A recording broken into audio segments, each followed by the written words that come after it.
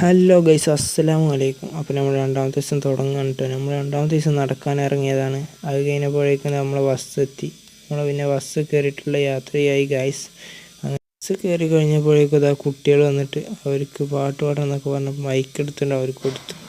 അപ്പോഴേക്കും ഇതാ വാപ്പാടെ ഒരു കൂട്ടുകാരൻ വന്നിട്ട് ആളുള്ള കോമഡിയൊക്കെ അടിച്ച് തീർക്കലാണ്. പിന്നെ നമ്മൾ അനിയന്മാർ വന്നിട്ട് പാട്ട് പാടല്ലോ.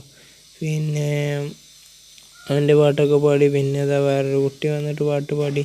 പിന്നെ നമ്മൾ അനിയൻ തന്നെ പ്രസംഗിക്കുകയും ചെയ്ത്. പിന്നെ വാപ്പാടെ കൂട്ടുകാരന്മാരെന്നെ പാട്ടുകാരന്മാരൊക്കെ ആയതുകൊണ്ട് അവരെന്നെ പാട്ടൊക്കെ പാടി ആകെ മൂടായി.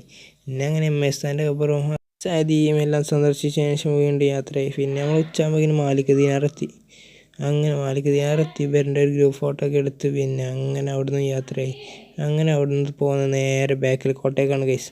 അങ്ങനെ ബേക്കൽ കോട്ടയിലെത്തി. ബേക്കൽ കോട്ടയിലൊക്കെ കുറച്ച് ഇങ്ങനെ നടക്കലും കറങ്ങലൊക്കെ കഴിഞ്ഞ് പിന്നെ ഇങ്ങനെ നടന്ന് പിന്നെ ആ ബേക്കൽ കോട്ട മുഴുവൻ കണ്ടു.